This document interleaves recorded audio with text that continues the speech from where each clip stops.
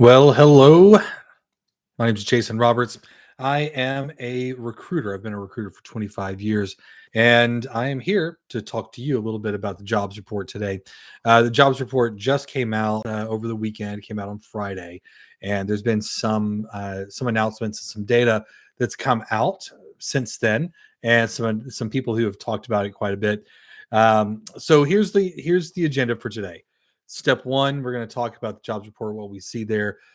Pretty big jobs report, one of the biggest we've seen, and a big change from what we're accustomed to seeing. Number two, I want to spend some time on Q&A. So if we have Q&A from the chat, I will answer any questions that you have. So if you want recruiter questions, I'm happy to give those. If I don't get any questions, then we'll go into my comment section and we'll go do Q&A, answering questions from the comments section, and I'll link those back to the people who asked them. All right. With that said, let's talk about this jobs report that we just had.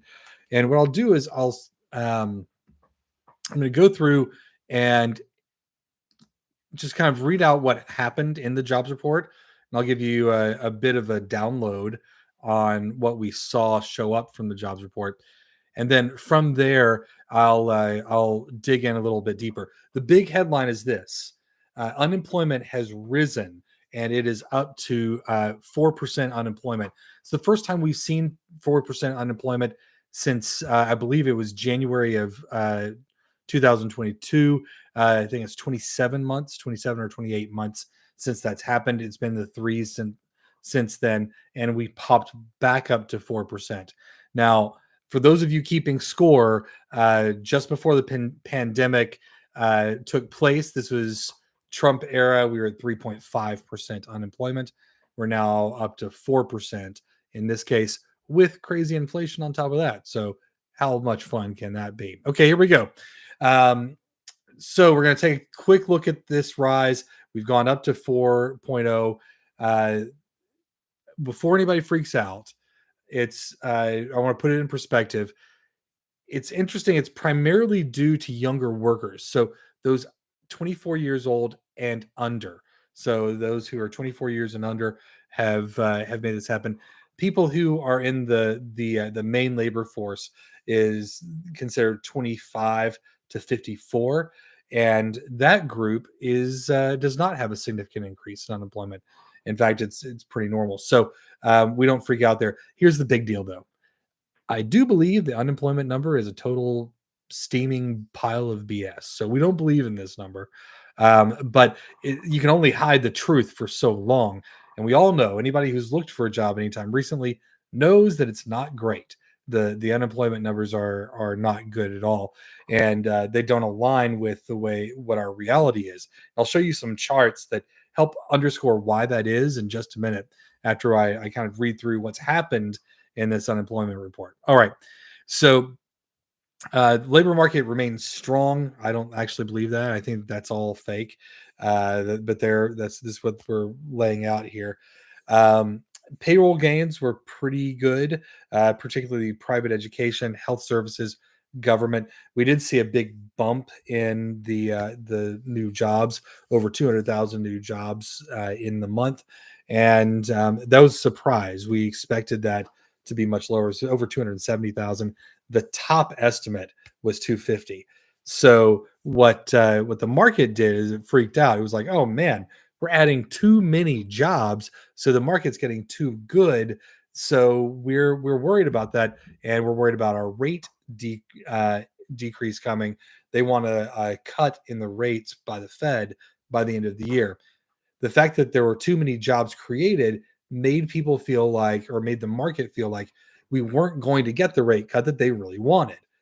Crazy. Makes no sense. This is what freaks these people out, though. So it just is what it is. So that's how the market reacted. They actually think this points to a strong economy.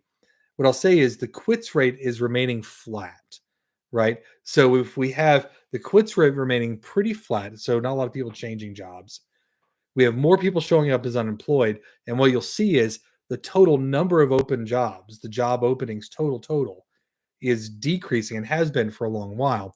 That equals a much harder environment to find a job in than we've had in the past. So it's a real mess that we have right now.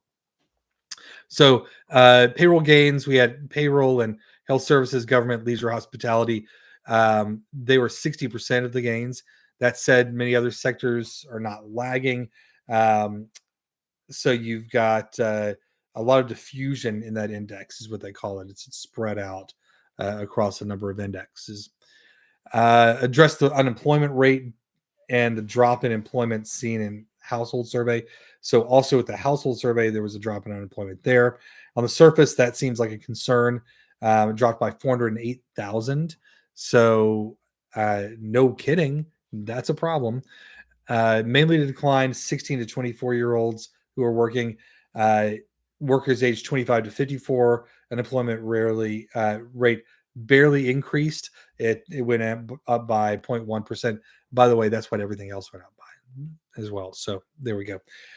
Wage growth also saw a bump. So we saw an increase in wage growth. Year-to-date wage growth is nearly 4%, which is, again, higher than the Fed expected. Again, that's impacting inflation risks, and the market freaked out about that. The market was down as a result of this on Friday. We had a little bit of a bounce today. It's Monday.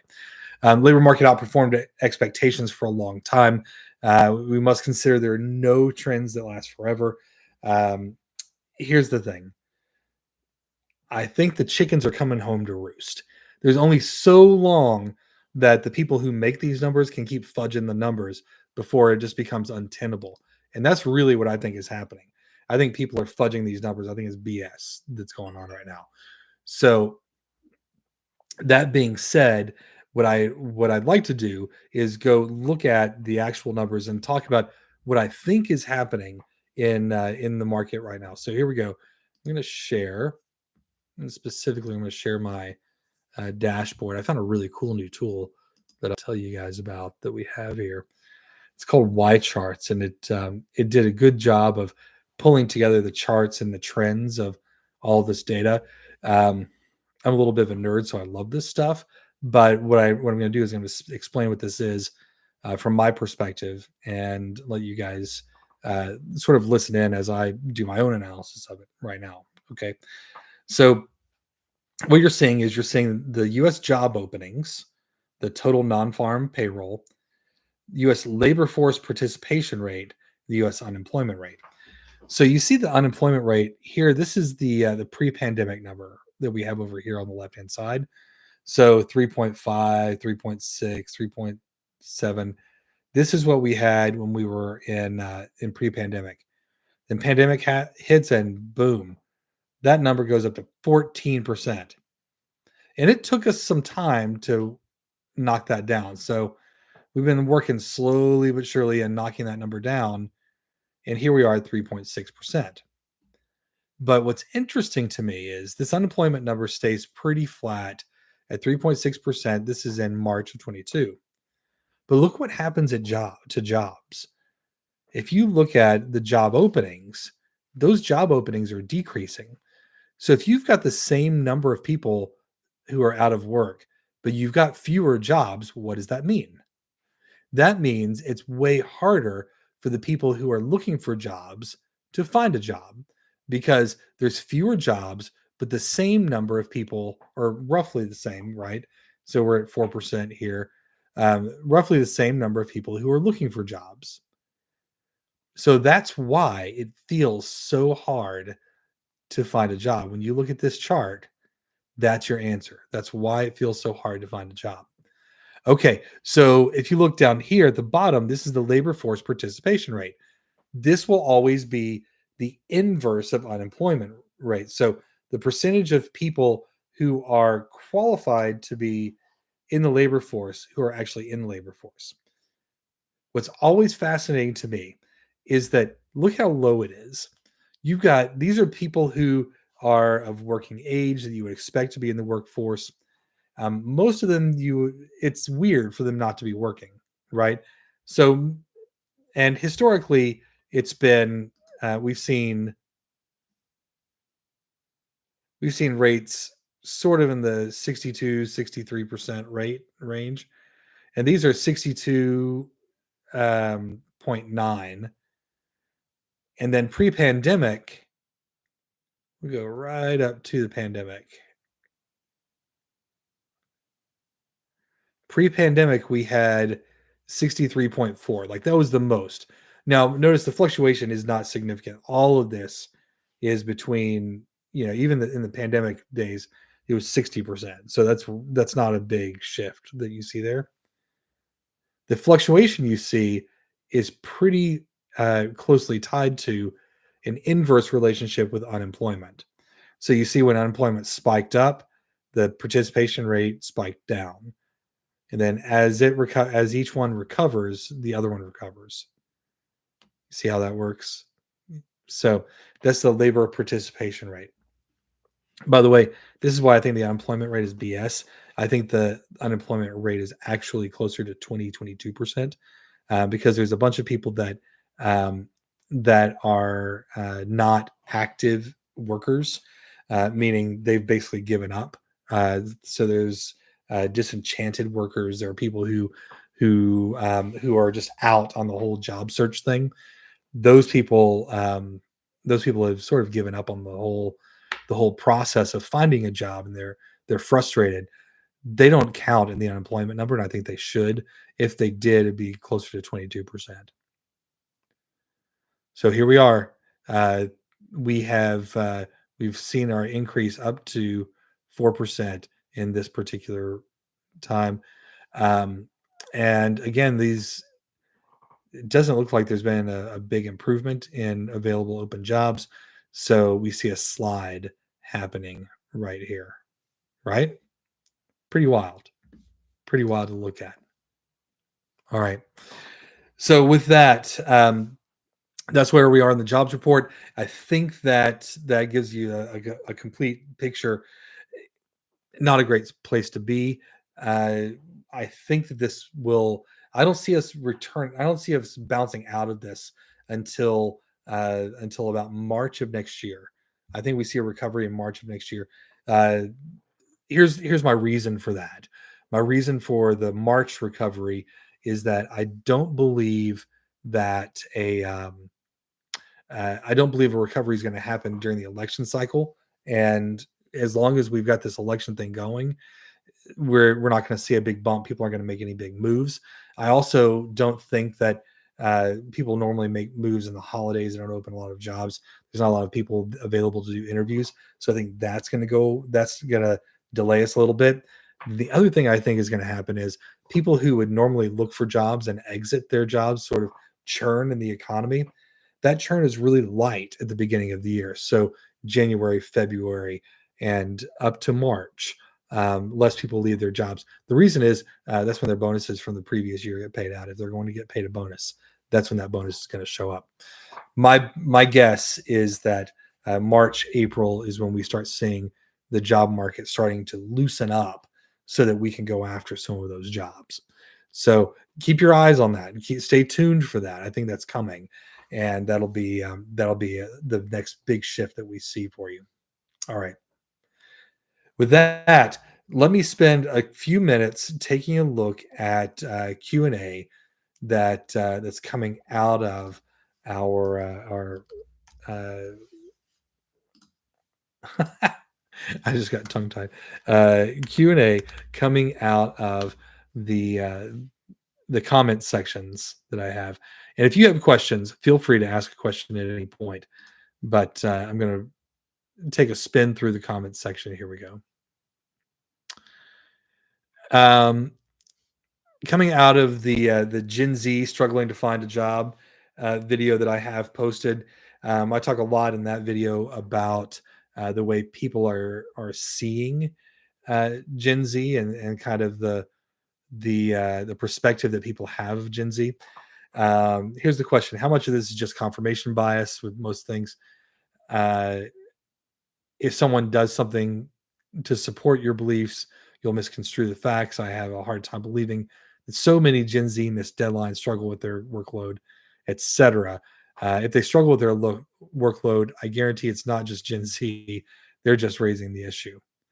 I think that's probably true. I think the people who are complaining about this, but are are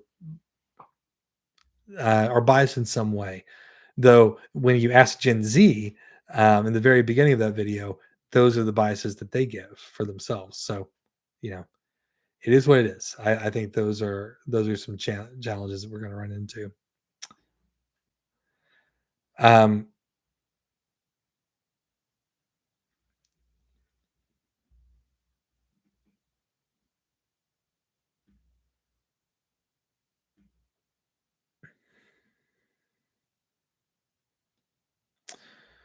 this is Zach has asked me a question. He says, "I ask for people to give me their experience in the job market." And Zach says, "People out there struggling to get a job at fast food. They told me you have to have 1 year of fast food experience. How's one supposed to get a job and experience in the first place?" It's a very fair question, and it's a common question that people run into. Um, not that it's not an important one. Of course, it's a very important question, Zach. What I'll say is, uh, you're going to have to keep trying fast food places until someone's willing to give you a shot. And what may happen is you may go to a place that's a highly desirable fast food place. The best customer service places in the world, as far as I'm concerned, are Chick Fil A, and probably following that very closely is Starbucks. So trying to get a job in those places, they're probably going to ask for experience up front, and they either that or they'll pay a lot less. I know that Chick-fil-A, the people who work there love it. I know that my kids had a lot of friends growing up that worked at Chick-fil-A. They loved it, but they didn't get paid very well. So when they come back from college, they actually don't go back to those jobs because they didn't pay particularly well. So um, you may have to work to get a years of experience in a place that you don't particularly like. That's not your first choice. You may have to keep applying at some places that are, you know, not the best job in town, right? So, and we all know what those are, right? We all know there's a fast food place I don't mind working, and here's a place that's sort of like eating on a public restrooms floor. It's like a public bathroom that serves food. Every once in a while, you run into those. I'm not saying you have to work at that place, but maybe something that's a step up from that. Just get yourself a year of experience doing anything. And typically, if somebody's pushing back on somebody's going into an entry level job, you might not be representing yourself well. So I'm going to give you just fair warning. I don't know you at all. We haven't met, and I haven't seen you. But if you're out there and you're I will say the comment, and I know how comments are, so I'm not going to read too much into this. The comment didn't have great grammar, capitalization, that sort of thing. If you're representing yourself in your speech that way, then ultimately that could hinder your ability to get that entry level job as well. So just remember, be very professional, be buttoned up. Um, if you meet with somebody, you know, you have a very strong sort of look or visual or persona that you carry. I know that one of my kids is a she's super goth, man. She loves goth world. When she goes to apply for a job, she's not goth that day. I'll tell you, because what you don't want is you're selling you and your ability to fit in and do that job. You don't want anything that sets you apart. So if it's an entry level job, what you want to do is blend in as much as possible. You want to be as much of a normie as you possibly can. You want to be a little bit buttoned up. Whatever you would normally wear. So whatever you would wear to church or a funeral, maybe if you don't go to church, one notch below that. We go one notch below that. So if you normally would wear a jacket and slacks, I would just wear the button-up shirt with the slacks, no jacket, right? So, but represent yourself well, even though it's a fast food job. And I think you'll find yourself with a little more luck. Proper grammar. Uh, I still believe in the old fashioned yes sir, no sir, yes ma'am, no ma'am kind of thing, especially in those environments. Those managers tend to care a lot more about that. So I would pay attention to it. So those are my 2 cents on that one, Zach. Best of luck in that search. Uh, What a great screen name. Capo McBadass is this guy's name. Love it. Here's what he says. First, this was 2019 job hunting. Got a few callbacks and landed some interviews. Majority of my applications went unanswered entirely. I did land a job at the time. Second, more recently, I've put a few apps out there and heard absolutely nothing. I'm resorting to a business startup in my garage because the world around me um, is becoming unreliable. Now, I will agree with you on this, Mr. McBadass, that the world around you is pretty unreliable. And what I'll tell you is, I think the best thing for you to do in this situation is to persist, keep on going. Everybody finds a job. It's just in tighter markets, it takes longer. So don't give up. Don't give up on this at all. Now, I also believe in multiple streams of income. What I'll tell you is I have a very nice, comfortable job that I love more than you can know. I think it's a great job that I have. And my job is I'm an executive at a big recruiting company. We do recruiting for a living for hundreds of companies. And I get to work with all their technologies and make sure people get hired, all that stuff. So I spend a ton of time in this world. And even with that, I have other streams of income, and I don't need the other streams of income. But if this job disappeared, I would need the other streams of income. And basically, what happens is if you only work for somebody else, so you only have your 9 to 5, your job, that you are completely dependent on that 9 to 5. And if anything happens, you're just out of luck. So I hedge personally, and I own a couple of businesses, and those businesses make me a little bit of money. And if I had to work in them full time, they could make me enough to pay my bills and perhaps do even more. Who knows? But they're in things that I like. So, um, Mr. McBadass, I would encourage you to keep doing what you're doing. Capo McBadass. I would keep that side hustle rolling, my friend, and keep doing that thing all together. Um, Receptive King coming in. He says, honestly, I don't have the patience anymore. They have too many options in this market. They just send you a thank you letter and call it a day. Too many times when I follow up with an unclear answer. Um, let's face it, if they want to hire you, they wouldn't leave you in the dark. It's true, man. It's absolutely true. Um, uh, Gry Gaming says, I've been trying to make a career change going from sales to purchaser. I've also tried to get into positions with my degree. I've been offered more than my fair share of scam jobs.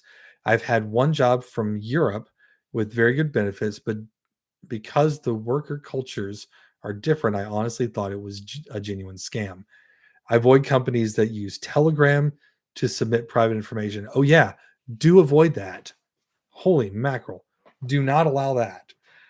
So it's very hard to find work just because some companies do not offer good, strong guidelines to handle private info. So I think that's fair. The number of scam jobs that have come out recently have been more than I've seen ever. My entire career, I haven't seen this many scams. So uh, absolutely keep an eye on that for sure. Okay, I'm going to put in the chat. Um, let's see.